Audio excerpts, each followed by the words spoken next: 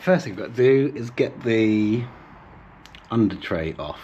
So that involves this bolt here, and then if you go underneath, there are 4 bolts holding it on the bottom. So if I stick you over here,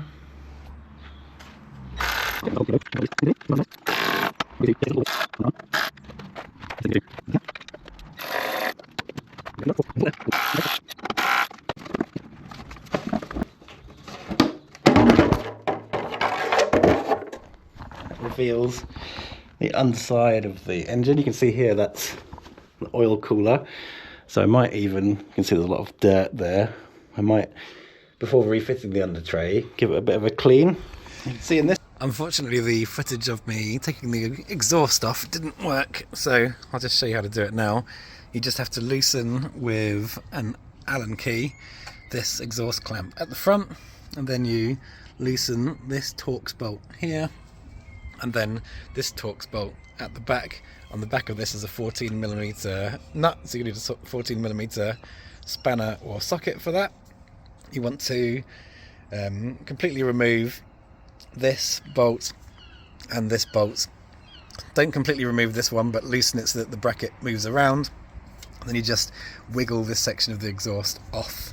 You could take the silencer off of the mid pipe if you really wanted to, but I found it was easy enough just to take the whole thing off.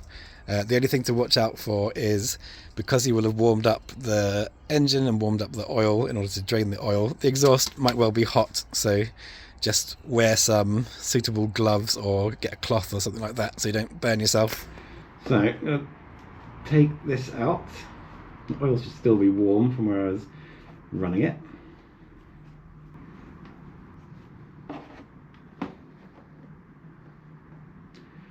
That oil looks pretty good. I can see it's sort of brown and clear. I'm just going to leave that to drain for a bit. If you have a look at this oil, there's no like glistening bits of metal in it or anything. It looks fairly clean and clear, which is what you would hope for. A little bit muddy, but this bike's already spent quite a bit of time going through water, so not to be unexpected. So next stage, get the oil filter out. So the oil filter is behind this little cover here, and it's got 2 8mm bolts on it. So put you back here, just whip these off. You want to take these off quite carefully, because behind here, behind the cover, is a little spring that's holding the filter in place.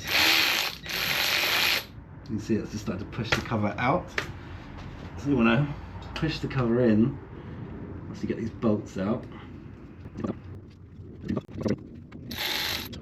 And carefully take the cover off.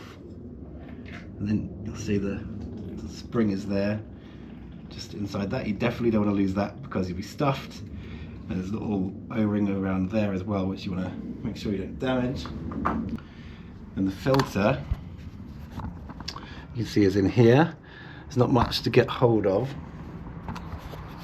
but the end of it is metallic, so I'm reliably informed you can withdraw it with just a little magnet that you'd usually use for catching bolts that you drop down various holes. So that is the filter out. I'm going to leave that to drain for a bit longer. I'm actually going to cut open the filter and have a look, see if there's any big chunks in it or anything untoward. So I've cut the filter off. This is just the paper bit, all the concertina. So what you want to be able to see when you stretch this out is nothing. You don't want any like chunks of metal or anything like that, and this is looking very good. There's no shiny, there's maybe like a tiny shiny bit up there. You'd expect maybe a little bit of kind of swarf on an engine that you're just running in, but this is looking very good. You just want to give everything a little clean out with some brake cleaner.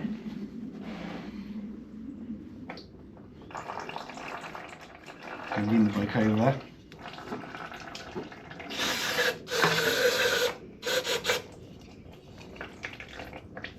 goo off. Then on this side, just here, you have a 17mm fastener, and behind that is your oil screen, well, one of two oil screens.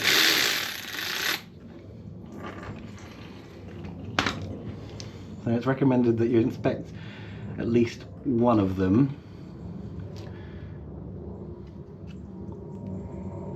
And you'll see it's got a little mesh screen. So again, you're looking for chunks stuck to it, because that suggests that there's excessive engine wear going on. But this one looks good. It's also got two little O-rings, one at each end. You also want to make sure you don't damage those. But I'm just going to give it a quick blast with some brake cleaner to clean it up.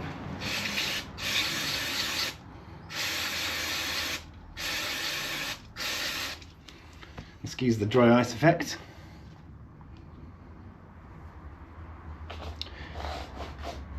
So you can pop it back in.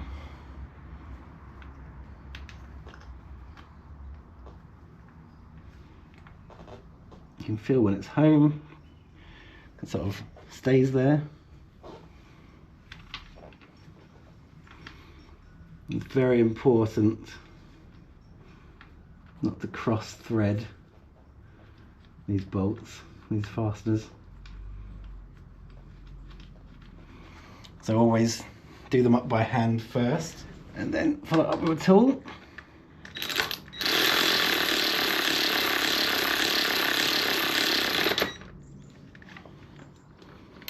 You do want to over tighten.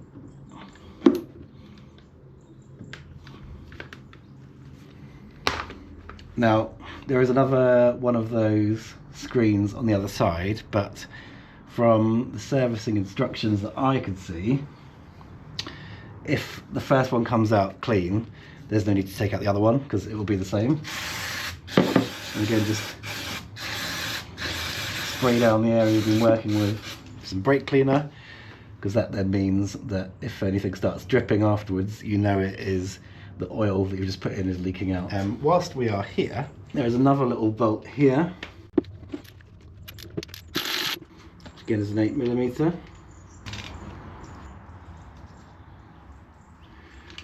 This is from the breather from the airbox. So you want to empty anything that's in here.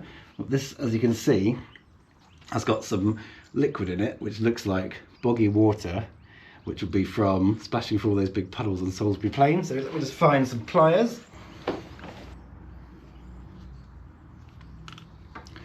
It just has a little rubber bung. There's not a lot in there, but nevertheless it's important to empty it. Again, can't hurt just to give it a little clean so it's easy to spot next time. Then just replace the bung, and then put the clip back around it. Just hold it safely in place. No, fiddly, but that goes in like that. And we should just be able to snug this.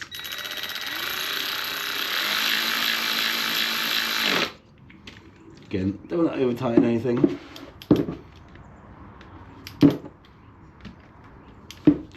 And that looks like it holds your breather pipe in place, just snug there, but it also holds the front of your chain guard in place there as well. We've got our new oil filter. That goes in here first. You just push it home until it pops on the end. You want to get this on here without losing the spring. In fact, take one of the bolts out. We'll do them one at a time. And again, very important to make sure that you start doing the fasteners up by hand.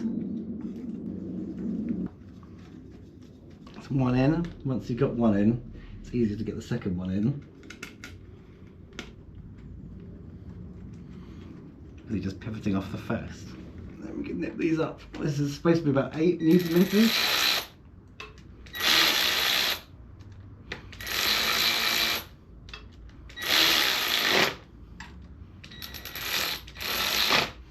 So don't over tighten. That'll be fine. So before we start filling with oil, there's an important thing that you must not forget to do, and that is to put the sump plug back in. So I've cleaned up the sump plug. You can see it's all nice and shiny. I'm going to put a little bit of copper grease just on the lower parts of the thread, just because it gets hot. So there's every chance at some point it could seize in. I've also put a new aluminium crush washer on there. Again, you want to clean up the sump hole, and then you want to make sure you screw it in by hand so you don't cross thread anything. Then you want to just snug it up. It doesn't need to be super tight, but just enough to crush that crush washer. So we've got our funnel in, we've got our sump plug on, we've got the new filter in place, and we've got the oil screen in place as well. Got a fresh bottle of Motul 10W50 fully synthetic. It's a 4 litre bottle. We want to put in between 1.6 and 1.8 litres, which is because it's got oil that will be still in the oil cooler, because you don't have to drain that when doing the oil change. So if it's a 4 litre bottle, that's 3 litres would be 1 litre, 3.5 is there. So we're looking around to get the level on this bottle to there, and then we will check it with our calibrated cable tie dipstick. So let's go bit by bit.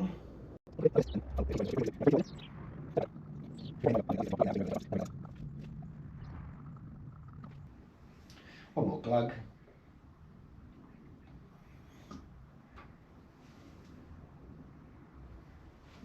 And now the oil level in the can is level with that line, so I'm calling that hopefully spot on.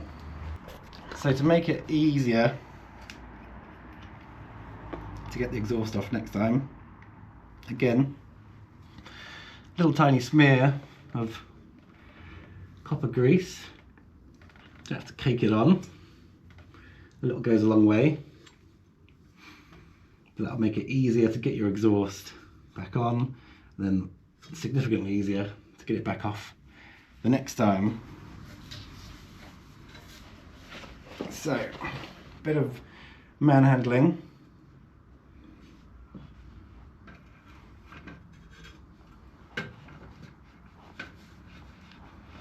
Just give it a little wobble on. See, that went on like a glove. Then we just pop this bolt through for now.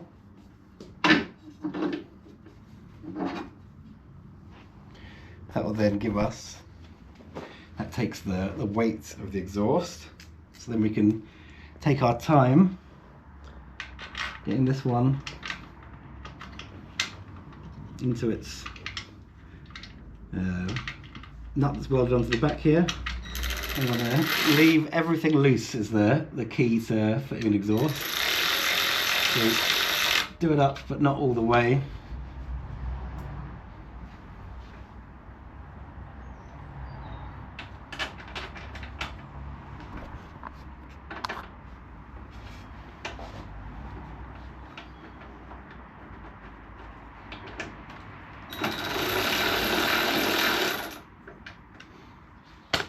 Same on the back here.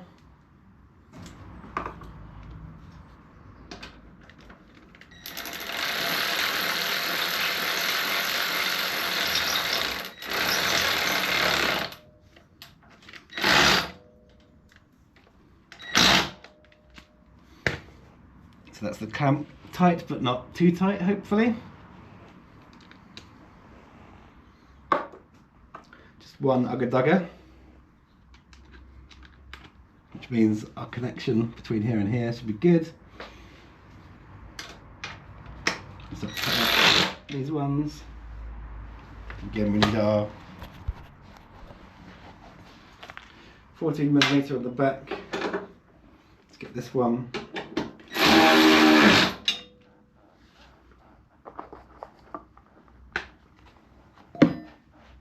Now we should be ready to start the bike and then check the oil level. We've definitely got oil.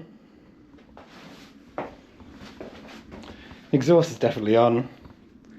It's time to press the magic button and see what happens.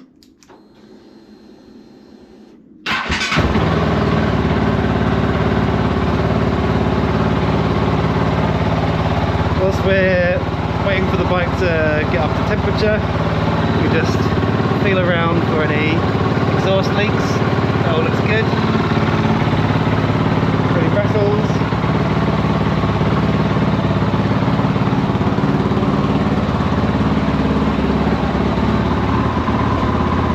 Just wait for it to come up to temperature and then I'll switch it off, let it stand for a minute and then check the oil level. The bike's been stood for a few minutes now and I've got my calibrated cable tie, so you can see it's about the same length as the engine casing. You can see if the oil should be around about the level of this bolt, then you want to see a bit of oil on the bottom of the cable tie here. So if I just carefully put that in the hole, you can see that the oil level on it is about there. So now it's just a case of refitting this fill plug carefully. I'm not even going to use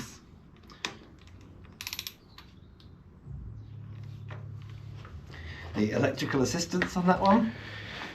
And the last thing you want to do, which I've already done and forgot to film, but I'll show you how you get to the right bit of the menu, is reset your service light, otherwise it will keep saying tips maintenance. So you want to go to,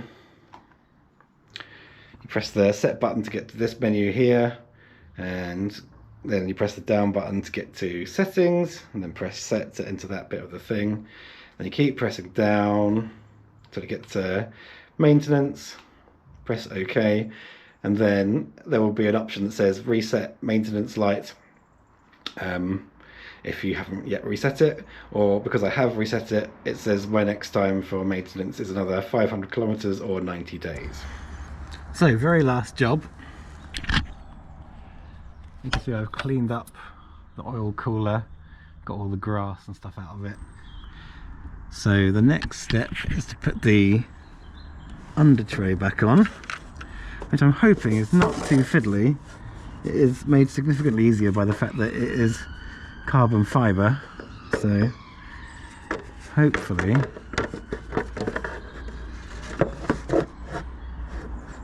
it's easy enough to line up. Now on each of these bolts there's 2 in, that should be enough to hold it up.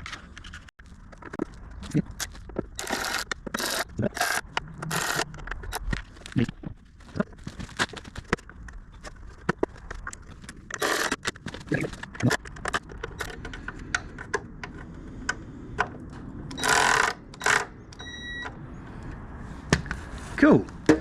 So now the bike is in one piece, fully serviced and ready to go explore some more trails, and more importantly go and see what it's up to in terms of performance on the dyno next week, safe in the knowledge that it shouldn't blow up.